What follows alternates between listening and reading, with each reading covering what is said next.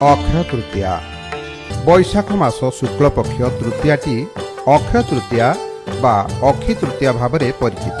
ନୂତନ କାର୍ଯ୍ୟଟିଏ ଆରମ୍ଭ କରିବା ପାଇଁ ଅକ୍ଷୟ ତୃତୀୟା ହେଉଛି ପୁରା ବର୍ଷ ମଧ୍ୟରେ ସବୁଠାରୁ ଶୁଭ ତିଥି। ଏହି ଦିନ କୌଣସି କାର୍ଯ୍ୟ ଆରମ୍ଭ କଲେ ତାହା କ୍ଷୟ ନ ହୋଇ ଅକ୍ଷୁଣ୍ଣ ରହିଥାଏ।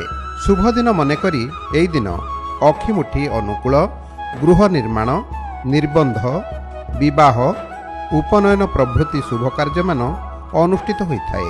ପୁରୀରେ ମହାପ୍ରଭୁ ଜଗନ୍ନାଥଙ୍କ ଚନ୍ଦନ ଯାତ୍ରା ଅକ୍ଷୟ ତୃତୀୟା ଠାରୁ ଆରମ୍ଭ ହେଉଥିବା ବେଳେ ରଥ ତିଆରି କାମ ମଧ୍ୟ ଆରମ୍ଭ ହୋଇଥାଏ।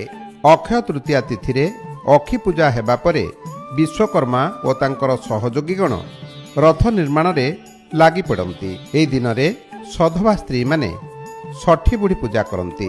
ବଳଦେବଜୀଉ ମନ୍ଦିରରେ କୃଷିର ଆରାଧ୍ୟ ଦେବ ହଳାୟୁଧ ବଳରାମ ଓ ରେବତୀଙ୍କର ବିବାହ ଉତ୍ସବ